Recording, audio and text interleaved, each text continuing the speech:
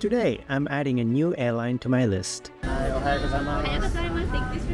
My flight on All Nippon Airways takes me from Sydney to Tokyo Haneda on their Boeing 787 Dreamliner. But with Japan Airlines and Qantas operating this exact route, where do they fit in?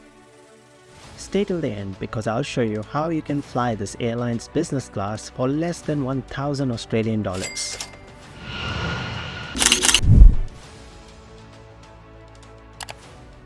It's a pretty gloomy day here in Sydney, but that's not dampening the excitement because today I'm heading to Japan. ANA, yes, I recently learned that's how you pronounce it, is Japan's largest airline and flies twice daily from Sydney to Tokyo Haneda using their Boeing 787. The check-in line was almost empty as I arrived just 90 minutes before my flight. Baggage allowance in economy is 2 checked bags, each up to 23 kilograms, which is actually quite generous compared to most carriers. And thanks to their partnership with Virgin Australia, if you happen to have Velocity Gold status or above, you can get an extra 23 kgs of baggage allowance. After check-in, it was time to go through immigration and security, followed by a seriously long walk to Gate 53. Unfortunately, the Velocity partnership with ANA doesn't extend to lounge access, another casualty of the mishmash of Velocity partnerships.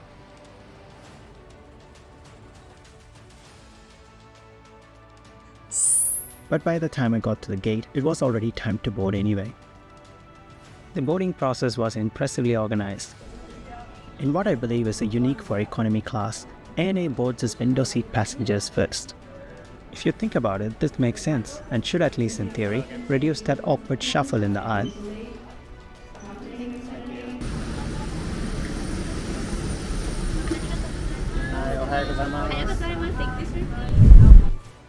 ANA was the launch customer for the Boeing 787.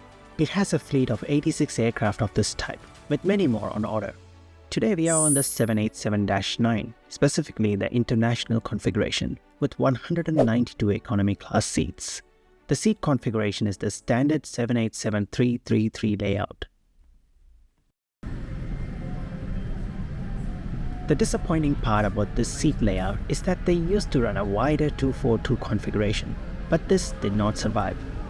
That leaves Japan Airlines as the only one that has stuck with an 8 across layout on the 787. At around 17 inches wide, today's seat is definitely on the narrower side. On the seat pitch front at 33 to 34 inches, it's among the best you'll find in economy. The seat itself covers the basics well, with a coat hook, USB-C charging, split seat pockets, and AC power under the seat.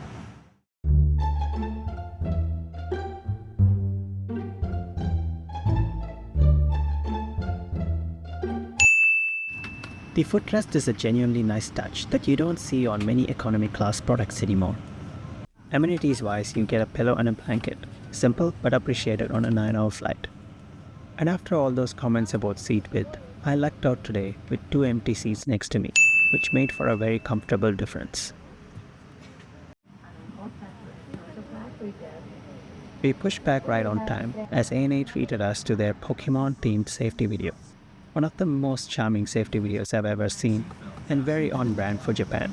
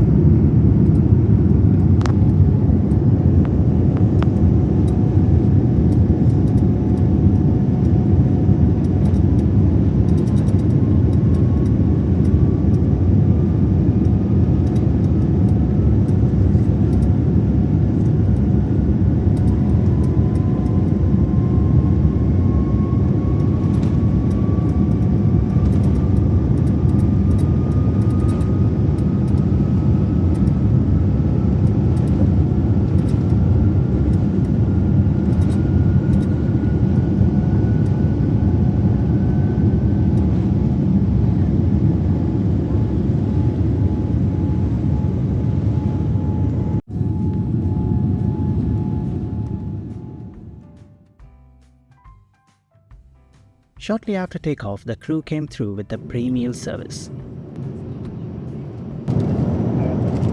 This included hand wipes, a packet of rice crackers which are actually pretty tasty, and some orange juice. The paper tissues on board were made from recycled green tea leaves. It's a very Japanese touch and I thought that was really cool. Since this was my first flight with them, I played it safe and went with the special option, specifically the Hindu meal. And right away, one thing stood out: metal cutlery. I don't know about you, but for me, this is a mark of a premium airline, even in economy. The tray itself was pretty substantial. Alongside the main, there was a salad, cheese and crackers, fruit, and dessert. The main was a chicken curry with rice, fragrant, well-seasoned, and a decent portion. It kind of reminded me of the meal I had on Malaysia Airlines a few weeks back. Thankfully though, I didn't spill this one. Overall, a solid meal service for economy class and better than I expected. Maybe I don't need to order a special meal next time.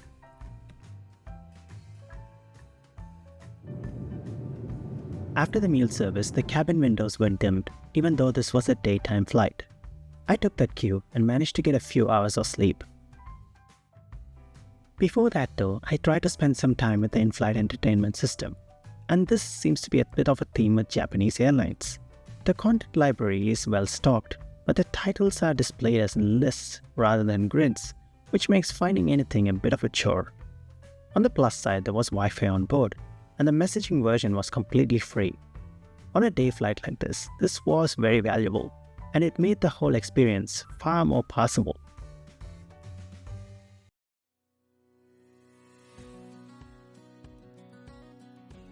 In between the meal services, the galley was stocked with snacks and drinks that you could help yourself to. Say no more. Here's a quick look at one of the 5 lavatories in economy class. It was pretty clean as you would expect from a Japanese airline.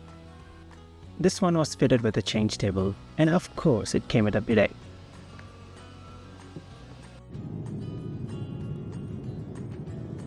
With around 2 hours to go, as we flew past Guam, the second meal service came around, a snack box.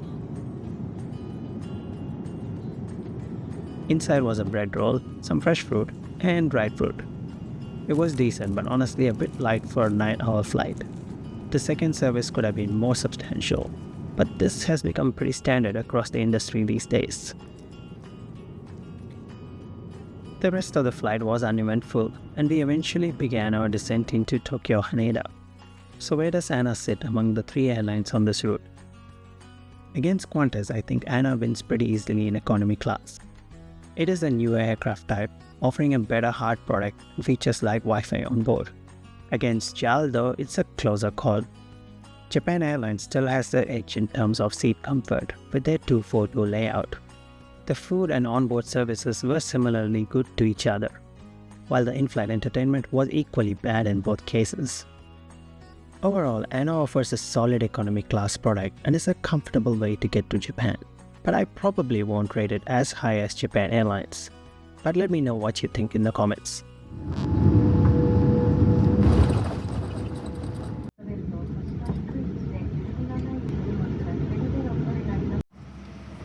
So to that business class upgrade tip. ANA is a Star Alliance member, and their flights can be redeemed using other Star Alliance programs, including Avianca's LifeMiles program. I paid 25,000 LifeMiles for this economy class ticket flying out of Sydney, but here's an interesting quirk. If you were to book this from the Tokyo end, economy drops to just 20,000 miles, and business class exactly doubled at 40,000 miles. You can buy those 40,000 miles during a LifeMiles sale, and you could be sitting in ANA business class for less than 1,000 Australian dollars. This is a real sweet spot of the LifeMiles program, but just keep in mind that award availability is limited. So always check availability on the Avianca website before you buy, and never purchase miles speculatively.